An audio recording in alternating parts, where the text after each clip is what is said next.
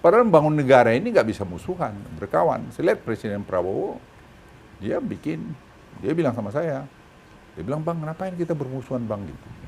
Terangkul aja semua. Terakhir di kabinet Pak Jokowi, saya tandem. Ini jadi buka semua lah. Gus Dur itu sama Pak Mahfud kan sayang banget. Kenapa bisa ketemu kimiawinya, Pak? Di titik mana itu bisa ketemu? Beda tetapi jadi kompak. Karena kami punya idealisme yang sama tentang Indonesia itu. Idealisme yang sama tentang Yang Indonesia. dibangun oleh Gus Dur. Apa sih, emang lu aja yang benar? Coba kamu juga salah, gimana? Kan bisa jadi.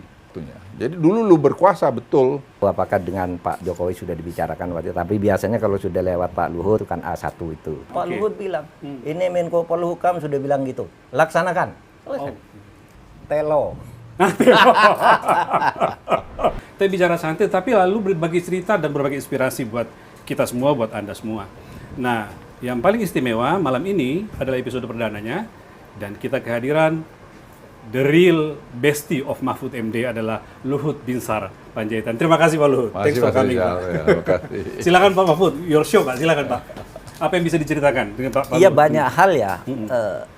25 tahun atau 24 tahun sampai 25 ya, sejak tahun 2000 ya kita 2000 ya. bertemu. Iya, 25 tahun. Sejak Gus Dur jadi presiden. Gus Dur. Iya, artinya gini. Kami ini orang yang setia pada Gus Dur, dipertemukan oleh Gus Dur di kabinet. Jadi Gus Dur jadi presiden, tiba-tiba ngangkat saya sebagai Menhan. Masyarakat kaget, termasuk Amin Rais juga, apa tuh? Gus Dur tuh ngapain ngangkat Mahfud? Dia ngerti apa tuh soal pertahanan katanya. Kalau hukum oke lah, tapi pertahanan apa tuh Mahfud gitu. Nah, menariknya Mas, ketika saya diserang begitu, saya mau mundur sebelum dilantik. Rapat di rumah saya enggak enak nih, saya memang enggak mampu kok di Menteri Pertahanan gimana. Nah, Sempat ada mau mundur ya? mau mundur. Ketika sedang rapat mundur itu, tiba-tiba Gus Dur nelpon. Nah, itu yang kalau orang pesantren menganggap Gus Dur itu wali. Karena begini, Pak Mahfud, ngapain kamu mau mundur? Nggak usah mundur, saya yang bertanggung jawab. Sudah saya pikirkan kamu Menteri Pertahanan gitu. Oh ya? Besok kamu harus ke Jakarta, saya lantik. Itulah kemudian saya bertemu Pak Luhut di kabinet. Nah, mungkin Pak Luhut punya cerita lain nanti soal tentang cerita tentang Menteri Pertahanan tadi, Pak Luhut gimana bisa menceritakan? Tiba-tiba ada Pak Mahfud namanya, yang bapak orang militer gitu, tiba-tiba ini ada Mahfud Menteri Pertahanan, itu gimana ceritanya? Ya, satu ketika dalam konteks ini juga sebenarnya Gus Dur tuh bilang sama saya, Pak Luhut nanti besok atau kapan saya segera mau lantik Menteri Pertahanan. Gus Dur bilang ke bapak? Nah, Menteri Pertahanan. Siapa Gus? Ntar tahu dengar sendiri, orang hebat dari Jogja gitu. Saya bilang, oh, Menteri Pertahanan gitu. Iya, biar sipil gitu. Ya udah, selesai, terus tiba-tiba diumumin lah Pak Mahfud. Saya bilang, saya kenalan dong Gus, gitu, saya bilang gitu. Ntar Pak Luhut lihat dah. Oh. Ya udah dilantik lah Pak Mahfud. Pak Mahfud, entah kenapa kita kok jadi terus juga ya cocok ngomong gitu. Oke. Terus saya bilang, Pak Luhut, ini saya Menteri Pertahanan gimana? Gak usah khawatir Pak Mahfud, saya bilang tentara itu kalau pemimpinnya sudah dipilih pasti loyal. Jadi kalau gimana baru cerita lagi itu. Jadi sebelum Gus Dur jadi presiden, oh ya, Pak Luhut itu kan duta besar. Duta besar di Singapura. Ya, ya. Nah, Pak Gus Dur berkunjung ke sana, lalu katanya Gus Dur nanti. Nah, gimana Pak? Gimana ceritanya? Ya, Gimana cerita ceritanya? gini. Jadi sebelum jadi presiden Gus Kok Dur. ada di sini? Saya duta besar katanya. Terus kata Gus Dur, udah besok saya mau jadi presiden. Kamu saya jadi angkat jadi menteri itu. Padahal waktu itu Gus Dur belum disebut, belum muncul. Gitu kan Pak Luhut. Gimana ya, ceritanya? sebenarnya itu bulan puasa. Pengen dengar dari bapak. Bulan puasa. Jadi beliau kunjungan Pak ke sana. Belum bulan puasa. Saya diatur buka puasa sama beliau di Jatinegara ini. Terus ya buka puasa lah, kan beliau kiai besar. Saya dikenalkan oleh Pak Beni Murdani waktu itu. Oh, Pak Beni Murdani. Nah, ya jauh sebelum itulah, berapa tahun Ya, Pak. sebelumnya. Terus kita lagi belum buka puasa, dia bilang, Pak Luhut nggak usah pergilah jadi duta besar. Dia bahasa Inggris, Pak Luhut tuh overqualified jadi dubes. Tetap di sini aja. Nanti sebentar lagi saya jadi presiden. Terus saya bilang, masa Gus, Pak Luhut, puasa saya belum batal loh ya. Saya langsung mengkerut aja, saya bilang, wah ini kiai besar. Bilang gini, gue tersinggung nih ya. Ya enggak, bukan gitu Gus, maksud saya. Enggak, Pak Luhut. Ya saya akan jadi presiden. Ya saya kan sopan santun, oh iya Gus, wah syukurlah. Meskipun Pak Luhut gitu. dalam hati, ini Nggak masuk akal. nggak gitu. masuk akal. Ya saya kan rasional aja, Iya, iya, gimana iya. anunya bisa Iya, jadi iya, masuk iya. jadi presiden gitu. Ya sudah, saya akhirnya pergi juga ke Singapura, kan diperintah dilantik oleh Pak Habibie, saya berangkat ke Singapura. Nah saya berangkat ke Singapura, lantas ada tugas pokok saya harus membawa teman-teman konglomerat yang pergi ke Singapura balik ke Indonesia. Nah, terus saya dengar yang paling menghormati mereka Gus Dur. Nah, Oke. saya teleponlah Alwi Shihab. Saya bilang, Pak Alwi, Alwi.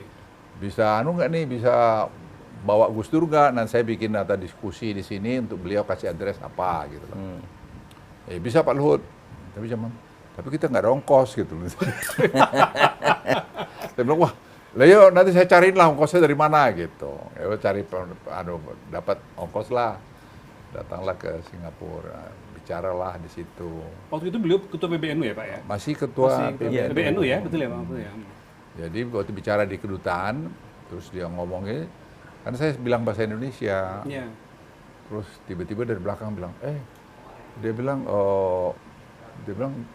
Gus Dur ya, kami nggak ngerti nih bahasanya, bisa nggak bahasa Inggris? Sambil gini dia bilang, ini my ambassador asked me to speak in bahasa, so let me speak in English, dia bilang gitu. Terus saya kan takut juga, kau ini bisa nggak bahasa Inggris? Atau Inggrisnya lebih bagus dari saya. Dia bahasa Inggris lah terus. Iya. Ya ini yang bikin saya shock itu. Dia bilang, kalian tahu nggak gitu, sebentar lagi saya jadi presiden gitu. Waktu Singapura ya. Singapura Di- itu di aulanya kedutaan kita. Aduh, saya udah pikir ini mau saya udah duta besar kan, Iya, Pak. mau sembunyi di mana saya? Saya menjadi duta besar. Jadi nih duta besar ini dia overqualified, jadi saya akan panggil pulang ke Indonesia jadi menteri gitu. Aduh, Kata saya Gus Dur bilang, nih, Pak. Iya, jadi saya udah, waduh gimana ini gitu. Ya sudah, itulah cerita. Jadi terus satu ketika bulan Oktober saya kira itu ya, yang sidang umum. Iya. Oktober 2019 ya. 2000. 2009. 2000 ya? 2000. Agustus Pak kalau sidang. Oh, yang pemilihannya ya, Ya, bulan Oktober. Oktober. Pemilihan. Oktober. Kemudian saya lari, saya kan hobi lari, jadi lari saya 10 kilo waktu itu. Jadi hari itu sampai di pemilihan presiden, udah hitung-hitung itu, udah bicara Allahu Akbar menang Gus Dur kan. Nah, betul. Terus ini kok bisa menang Gus Dur ini? Jadi presiden. Teringat Wah, waktu itu Pak. ketika Saya beliau terus ngomong. ingat itu, Iya. terus saya panggil istri saya, Mama, lihat mah, Gus Dur jadi presiden gitu. Kita sama-sama nggak percaya. Ya udahlah jadi presiden. Saya pikir ini nggak tahu apa dia ingat janjinya, nggak ingat lah gitu. Ya sudah, terus saya telepon lah Alwi Shihab. Ya, Saya Pak bilang Alwi. sama Alwi Shihab, saya tulis di buku saya itu, Alwi, Gus Dur bawa itu pergi ke Pak Habibie untuk ya pamit baik-baik lah Ya. gimana gitu. Ini on the way ke sana Pak Luhut gitu, bisa bicara Gus Dur nih. Terus Pak Gus Dur bicara di sana. Saya ingat tuh dia, ya Pak Luhut saya jadi presiden kan. Luar biasa. Selamat Gus, saya bilang selamat. Aduh saya tuh nggak kebayang ini beneran nggak ini gitu loh, presiden. Ya udah, Iya. jadilah dia presiden. Ya berapa waktu kemudian ya saya dipanggil dia jadi Menteri Perindustrian Perdagangan. Saya dengar Bapak menolak dulu untuk Saya nolak 3 kali, ada Alwi di situ, Pak Alwi. Bilang, Pak Luhut lupain aja jadi tentara, karena dia janji, dia bilang saya jadi Kasat, setelah Kasat Panglima TNI, beresin tuh TNI supaya lebih bagus gitu. Ya. Saya bilang, aduh Gus, dalam hati saya kan udah kesal nggak jadi-jadi, orang lain dilantik, saya nggak dilantik. Iya. Tapi sekarang jadi memperindak, yang saya nggak tahu binatang apa ini yang perindak ini gitu. Saya bilang, Gus, kalau boleh saya nggak ngerti, jangan panggil saya Pak Presiden, saya bilang, jangan panggil saya Presiden, panggil Gus Dur aja gitu. Aduh mohon maaf Pak Presiden, gitu, Pak. Saya nggak ngerti tuh perindak itu apa gitu. Enggak, Pak Luhut bisa. udah Pak Luhut nanti saya lantik minggu depan ya, tuh gitu. Saya bilang, apalagi ini barang mau memperindak, namanya saya belum tahu perindustrian perdagangan itu, baru belakangan saya tahu. Memperindak gitu ya. Karena sebelumnya mungkin dipisah Pak ya, Menteri Perindustrian dan Menteri Perdagangan jadi ya. satu. Jadi satu sekarang. Ya udah, saya akhirnya dilantik. Sampai ada pertanyaan dari waktu saya datang ke kantor memperindak itu, tanya sama dirjen-dirjennya, Pak Menteri, visinya apa di sini katanya? Apa itu visinya? Gue bilang, nggak tahu saya bilang. Nanti kalian susunin aja. Bapak jawab gitu aja. Ya, nanti kalian susun visinya gimana, saya pelajarin. Ya udah, itulah visinya, saya bilang. Luar biasa. Karena saya nggak ngerti memang. Iya. Tapi saya waktu ya saya belajar cepat lah. Gitu. Orang militer memimpin sipil, saya orang sipil memimpin militer. Pengalaman unik, ringan tapi. Gini, ketika saya jadi Menhan itu kan yang pimpinnya jenderal-jenderal kan, termasuk Panglima TNI, Kasat Kasau gitu. Dan pejabat eselon 1 saja bintang 3, bintang 2 kan. Iya, bintang 3, iya eselon 1 Pak ya. Nah, ketika saya mengganti, karena pergantian pimpinan itu kan cari orang yang cocok berdasar saran presiden. Saya mengganti sekjen, dirjen, semualah saya masukkan pejabat sipil ke sana. Itu gampang sekali. Ketika saya manggil sekjen, itu Pak, saya mau ganti ini gitu. Mereka tidak membantah. Siap Bapak, apakah saya salah? Tidak ada salah, ini pergantian. Siap, laksanakan tugas. Terima kasih. Ini dirjen, selesai. sekjen Pak. Sekjennya Pak Sekjen Sugiono. Dirjen yang saya ganti sepanggil begitu juga. Siap Bapak, laksanakan tugas. Gitu. Nah, baliknya ini, Menperindak mengganti 4 orang dirjennya. Sipil yang dipimpin, militer mimpin sipil, mengganti 4 dirjennya. Digugat ke PT UN. Kalah pula saya lagi. Kalah Pak. Kalah di pengadilan. Jadi semua yang dilantik sipil itu semua memperkarakan Pak. Ya itulah ya karena menurut saya memang dari dulu masalah hukum ini ya Pak Mahfud lah teman yang sudah memang jadi isu yang harus dibereskan sampai hari ini juga menurut saya. Ya. Tapi sebelum masuk ke sana Pak, ini kita bisa bicara agak panjang Pak. Ini ada permainan dulu nih Pak Luhut, Pak Mahfud nih. Ada 4 kartu ya yang nanti Pak Luhut dan Pak Mahfud pilih. Dari situ kita akan mulai bicara tentang apa. Monggo Pak Luhut dulu Pak. Saya dulu. Silakan ya. Ya ini. Coba apa Pak? Gus Dur. Kita bicara tentang kalau gitu Pak. Saya lanjut ke Gus Dur. Apa yang menurut Pak Luhut istimewa dari Gus Dur sehingga ketika Pak Luhut maupun Pak Mahfud, ini juga buat Pak Mahfud nanti, menjabat itu sungguh-sungguh menjadi pejabat yang bertanggung jawab, ikhlas, sampai kepada era Gus Dur turun pun Anda berdua masih menemani. Monggo Pak. Ya saya kan memperindak tuh, setelah memperindak itu ada conference di Korea Selatan. Korea Selatan. Kalau nggak keliru APEC atau G20 atau apa ya, bukan G20 kali ya, konferensi internasional. Jadi saya sebagai memperindak harus memberikan masukan kepada Presiden. Saya bilang sama staf saya, bikin masukan aja banyak-banyak, kan Presiden nggak bisa baca, saya bilang. Jadi kasih yang gampang diingat gitu. Tapi saya yang paling takut namanya. Kan adres Presiden Partung apa gitu kan, nanti salah pula. Salah sebut Pak ya? Salah sebut kan gitu. Acara kenegaraan lagi. Nah tapi saya baru tahu betul Gus Dur itu memang sangat tajam ingatannya. Saya brief lah beliau 3 item yang saya 1, 2, 3, tidak mau banyak-banyak, 3 cukup lah. Saya pikir ada asal disampaikan gitu. Ya terus beliau, ya Gus, jadi nanti yang pertama nanti Gus ya gini saya. Terus sampai mau jalan saya masih ingatin lagi sambil gitu-gitu beliau kan. Terus nama presidennya ini Park apa gitu. Pidato lah dia, aku di bawah udah 4 aja, ini gimana salah namanya. Dia nama address presidennya tuh pas. Terus semua itu dia baca sejarah lagi mengenai soal ekonomi waktu itu. Terus setelah selesai saya tanya, Gus, kok tadi hafal nama presidennya? Pak Luhut, kalau itu gampang. Kalau sini pasti ada Park. Kalau nggak Park Chung Hee atau Park apa. Gitu ya. Jadi Park saya atau ingat Lee satu gitu. aja Pak atau Lee. Itu aja. Jadi sebelum presiden aku aja nggak terpikir ke sana. Jadi kalau saya beliau itu ya sangat cerdas dan Pak, ingatnya dengan sudah banyak gitu gangguan dan menurut saya orang yang sangat humanis ya, sangat baik ya. Ya itu kesan saya. Jadi orang mungkin ya ada yang maaf mungkin melecehkan begini begitu, menurut saya tidak benar. Makanya saya ke Pak Mahfud waktu itu, saya bilang, Pak Mahfud harus lurusin tuh turunnya Gus Dur gitu. Sejarah tentang turunnya Gus Dur, Pak, ya, karena supaya tidak. menurut saya tidak ada pelanggaran konstitusi yang dilakukan, tidak ada pelanggaran korupsi, kan pengadilan memutuskan, Bulog nggak terbukti, nggak ada. Terus kemudian pelanggaran apa gitu. Ya ini semua hanya waktu itu ya mungkin Gus Dur juga sih bilang taman kanak-kanak lah, apalah gitu kan. Di DPR, Pak, ya. Ya, dan tapi Gus Dur ini orangnya persisten. Saya bilang, Gus, sudahlah damai aja lah dulu sama nanti kita konsolidasi baru kita lawan lagi. Enggak, saya lawan, saya benar kok gitu. Iya betul. Pak Mahfud ada cerita soal itu, Pak, gimana? Iya sama.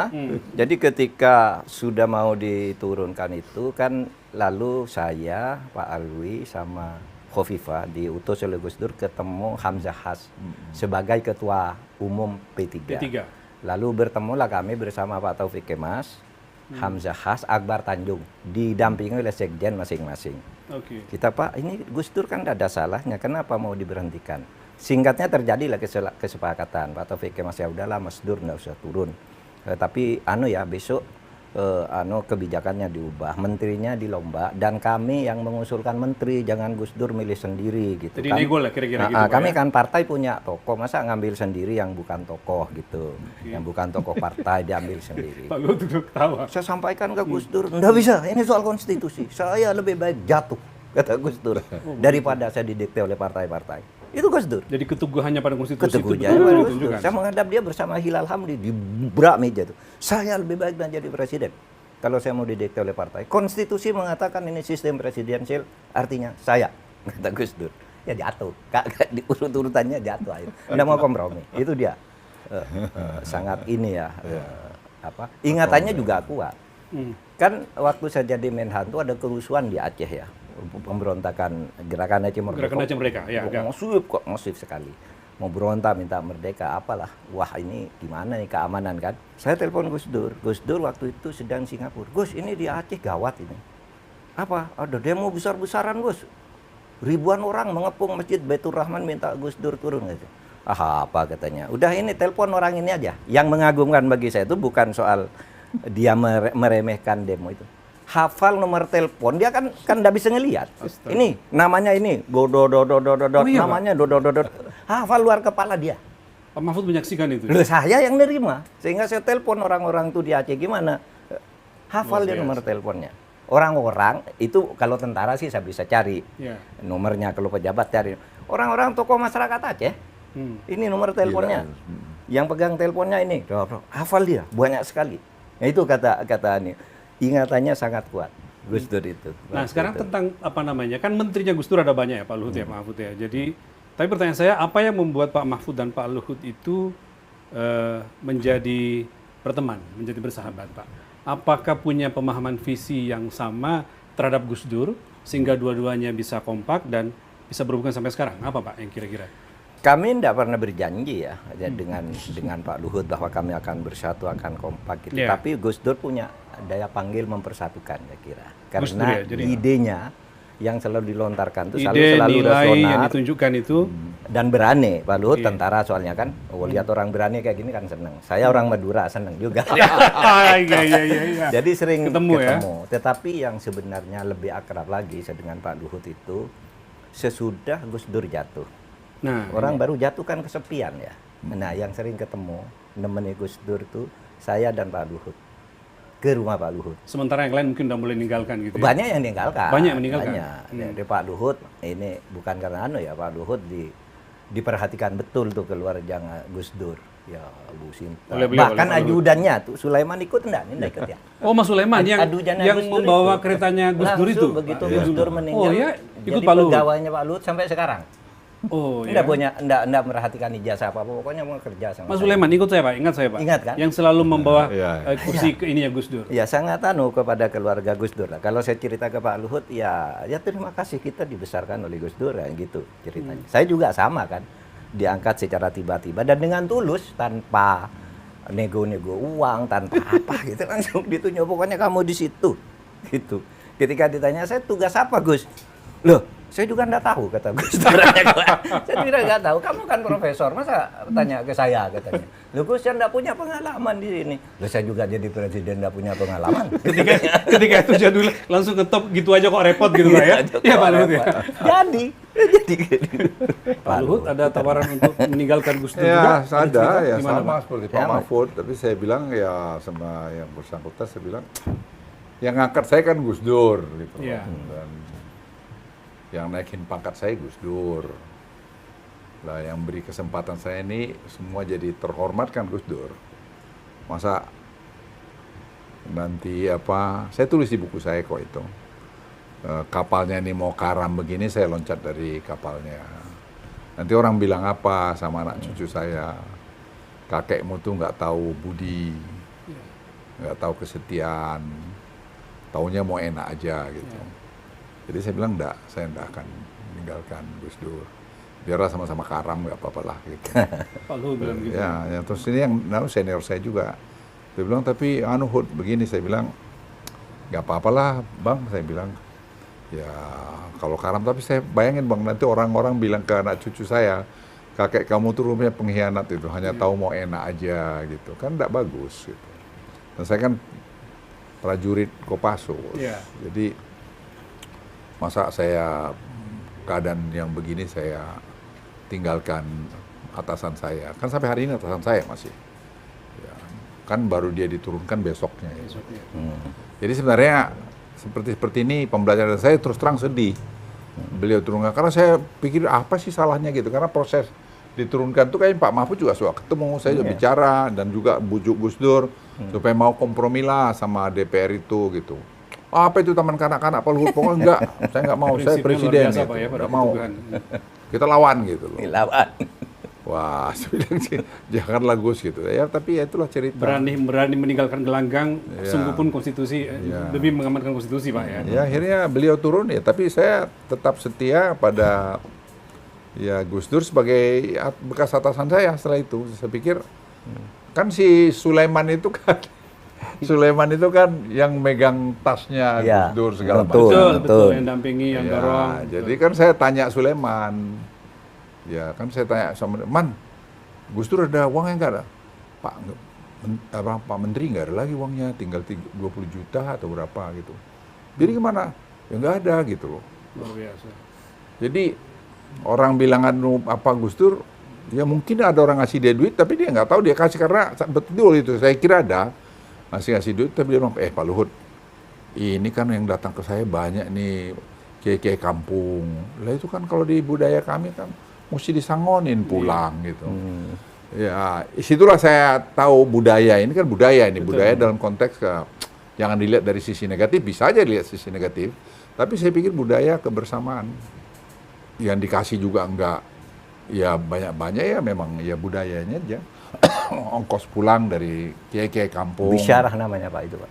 Kalau di NU namanya bisyarah. Bisyarah. Kalau ketemu ngasih Berian. gitu. Iya, Itu jadi dia bilang bukan ini budaya di Pak Luhut. Makanya saya kalau saya pergi ke NU kemana-mana ya saya selalu begitu, Selalu ada, ya? selalu. Makanya saya ketangkap juga waktu di Madura.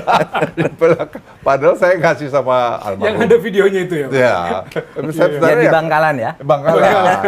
Padahal nggak ada maksud apa-apa, terus saya sampai dipanggil Bawaslu gara-gara itu. Aduh. Tapi saya ketawa aja, udahlah niatnya. Jadi niat Pak, baik. judul segmen kita bicara ini tentang Gus Dur ini adalah persahabatan dan kesetiakawanan yang dipertemukan dan dibangun melalui perkenalan dengan Gus Dur. Jadi Gus Dur yang mempersatukan Mahfud MD dan Luhut Binsar Panjaitan. Kita lanjut Pak, yang lain berikutnya. Pak Mahfud silakan berikutnya Pak. Gus Dur tadi udah ya? Saya ngambil terdekat. Ya. Telo. Pak Luhut Luhut ketawa. tahu Telo enggak Pak Luhut? Tahu lah. Tentang Pak, Telo. ya. Jadi begini, Telo ini, Gimana Pak? Ya, Telo ini punya kesan yang bagus. Iya. Dengan saya, Pak Luhut dan Gus Dur. Jadi saya kalau ketemu Gus Dur itu di rumah Pak Luhut, pasti digorengkan telo yang sangat gurih, singkong bersama Singkong goreng pisang yang tidak penyek gitu, tapi agak Renyah sedikit gitu ya, Pak, ya? renyah dan enak sekali. Setiap saya ke sana ini telo dan pisang goreng ini di rumah Pak Luhut. Jadi sajian utama ketika berkunjung ya. Sajian Sampai utama. hari ini tuh Sampai hari ini, Pak. Oh, Sampai hari ini 2 hari gara-gara lalu ya. Gus Dur. Terakhir Jadi, Bapak ke tempat beliau Pak? 3 hari lalu. 3 hari lalu. Saya ke sana. Jadi saya memang musim-musim politik sejak Pilpres itu saya kirim pesan ke Pak Luhut. Pak Luhut, saya kangen ingin ketemu tapi nunggu dulu ya habis pelantikan presiden. Dia bilang. Nanti dikira saya mau ngomong apa, mau lobby apa gitu. Oke. Nah, Pak Luhut menjawab, apa urusan politik, udah kesini aja. Kita ini kan kawan, nggak ada tuh. Tapi saya Orang nggak mau curiga biarin aja curiga gitu. saya Ini nggak datang. persahabatan Baru kok ya. 3 hari lalu saya datang ke Pak Luhut. oke. Iya, ini telo. Nah ini tuh, ini Sama- apa yang tunjukin tele? Coba masukin. sama goreng Ini kira-kira pisang. seperti ini nggak bayangannya nih? Nggak Pak, beda ya? Wah, lebih bagus tempat Pak Luhut. Wah, tapi jenisnya ini cuma lebih laut Pak Luhut. Jadi begini, yang saya tanya ke Pak Luhut, Gus Dur juga tanya, kok enak sekali nih Pak Luhut, siapa? Oh, jadi sejak zaman Gus Dur memang Zaman udah Gus suka? Dur, di zaman Gus Dur. Oh, oke. Sajian utama, Muslim Abdul Rahman ya. Ya. Kalau kami kumpul tuh Wah, Gus itu Dur, sama saya, Muslim Muslim Abdul lagi. Rahman, Muslim Abdul Rahman, almarhum. Yene gitu. Iya. Dan kadang-kala ada beberapa tambahan, tapi itu yang pokok kalau ketemu gitu. Dikasih ini, kok enak Pak Luhut?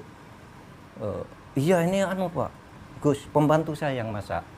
Sudah 30 tahun lebih ikut saya ketika Pak Waktu itu, saya jadi dandim di mana Pak? Ya, di, saya masih di daerah di Jawa ya, Timur ya. gitu.